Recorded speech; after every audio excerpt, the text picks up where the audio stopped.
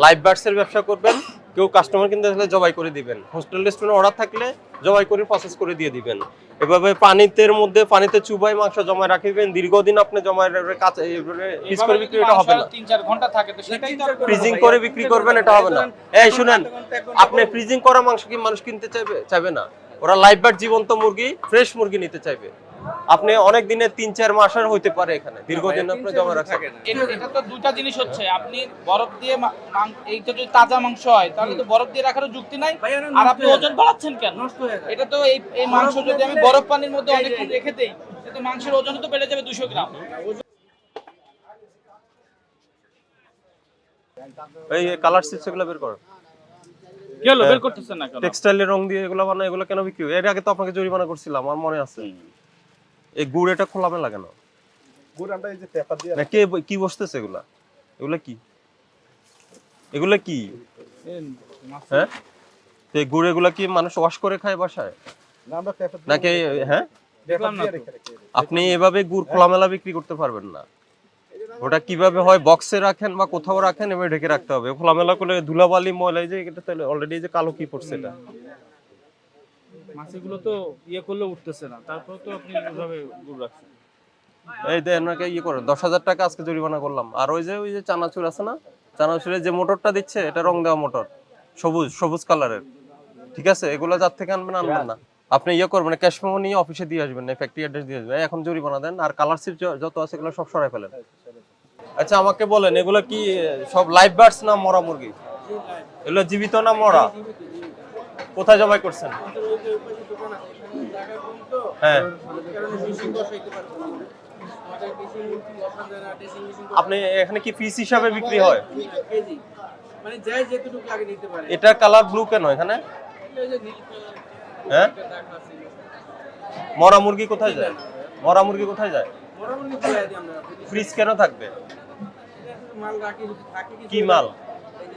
এটা তো আমার সন্দেহ হয় যে আপনারা যেগুলা যে মুরগিগুলো মারা যায়, ওগুলা জবাই করে ফ্রিজে ঢুকান, এভাবে ফ্রিজ করে বিক্রি করেন। বরফ দিয়ে রাখি। এটা কিনে চালু না। এভাবে কেটে বিক্রি করলে মনে হচ্ছে যে এটা মরা মুরগি, এটা বোঝা যায় না।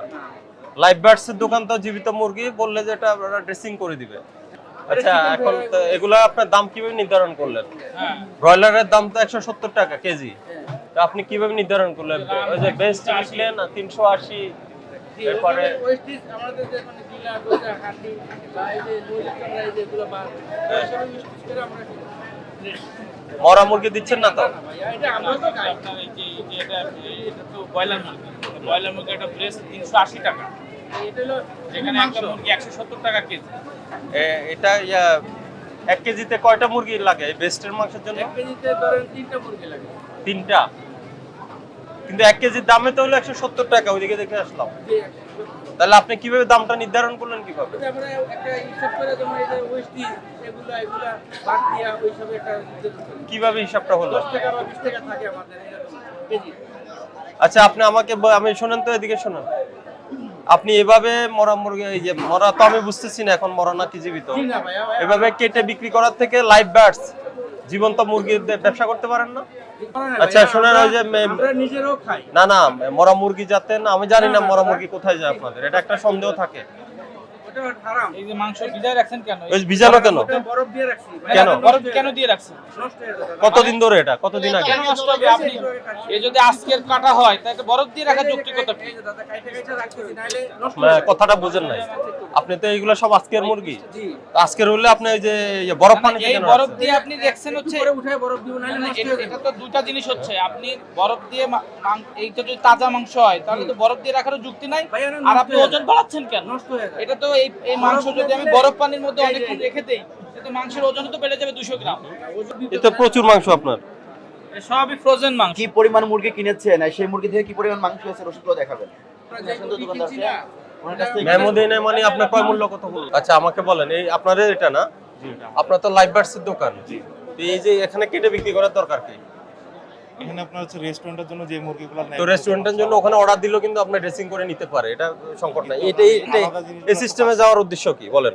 কারণ আমরা এই যে এখানে দেখছি অনেক পুরাতন মাংস, এই মাংসটা এখানে ওই যে বরফ পানি দিয়ে ফ্রিজিং করে রাখছে, র চিকেন করে রাখছে। খাঁচায় রাখেন তখন মারা যায়, কোথায় ফেলে দেন? কোনো হিসাব আছে? না এগুলো তো হিসাব থাকে। কি পরিমাণ কিনলেন, কি পরিমাণ আপনার, ওটা হিসাব থাকে আমার। ওজনও বাড়ানোর একটা পায়তারা, এটা কিন্তু ওই যে হ্যাঁ, এটা তো ওজন বাড়বে। এটা আপনার যদি আপনি বরফ পানিতে চুবাই রেখে এখন বিক্রি করতেছেন, তাহলে ওজন বাড়ছে না?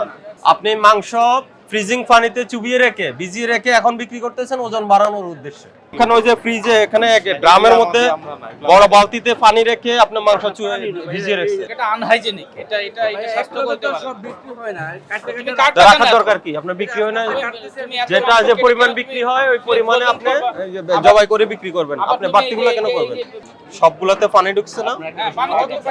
তাহলে পানি তো এভাবে আপনার ওজন বাড়বে না? বাড়বে কিনা বলেন? না না, আমাকে সোজা কথা বলি, এটা ওজন বাড়বে না? তাহলে ওজনে বাড়লে কাস্টমার ঠকবে না? আমরা তো ভাবে দেই না, আমরা কিভাবে ভাবে চিপা দিই। কোথায় চিপলে? চিপলে পানি না পড়ে?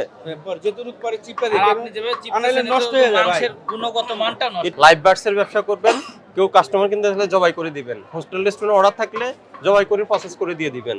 এভাবে পানিতে চুবাই মাংস জমায় রাখবেন, দীর্ঘদিন আপনি জমায় কাঁচা পিস করে বিক্রি, এটা হবে না। 3-4 ঘন্টা থাকে, তো সেটাই তো আর ফ্রিজিং করে বিক্রি করবেন, এটা হবে না। এই শুনেন, আপনি ফ্রিজিং করা মাংস কি মানুষ কিনতে চাইবে না? ওরা লাইভ বার্ড জীবন্ত মুরগি, ফ্রেশ মুরগি নিতে চাইবে। আপনি অনেক দিনে 3-4 মাসের হইতে পারে এখানে, দীর্ঘদিন আপনি জমা রাখছেন। আজকে আপনাকে 30,000 টাকা জরিমানা করলাম, জরিমানা পরিশোধ করেন, নেক্সট টাইম থেকে আর এটা করবেন না। তালিকা কই? মূল্য তালিকা তালিকা কই? কেন লাগাননি? কেউ লাগায় না। তালিকা না দিলে তো জরিমানা হবে 50,000 টাকা, এটা জানেন? কেন এর আগে বলা হয়েছে না? এসে তালিকা লাগবে, তালিকা লাগবে, তালিকা ছাড়া না থাকলে জরিমানা হবে। আর কাঁচামরিচ কত? টমেটো কত করে? 140 টমেটো কাঁচামরিচ কোথায় 2 কেজি? আর বেগুন, এগুলোর দাম কমান, এগুলোর দাম কমছে। উপরেরটা দেখাতে পারবেন? ক্যাশমেও দেখাতে পারবেন? ক্যাশমেও দেখাতে পারবেন? তাহলে কি বিশ্বাস করব? আমি বলছি আপনি কি দামে কিনছেন, এটা ক্যাশমেও দেখাতে পারবেন? পারবেন না তো। আছে? কত নিয়েছে, কত নিয়েছে আপনার থেকে? 120 টাকা নিচ্ছে। এই কি আপনি বিক্রি করছেন? হ্যাঁ হ্যাঁ, হ্যাঁ, এই কথা বলেন। এই যে এখান থেকে এই আপনাকে আপনি দেখাছেন মাকে। 100, কিন্তু আমাদের কাছে চাইলেন তো 100 টাকা। দেন আমাকে ক্যাশমো দেখান কত কেনা, তাহলে কি বুঝবে 100 টাকা কেনা। যেন ওনাকে 20 টাকা ফেরত দেন, 20 টাকা ফেরত দেন। আপনি শুনেন, আপনি মেমো নিবেন আর এখানে মূল্য তালিকা দিবেন।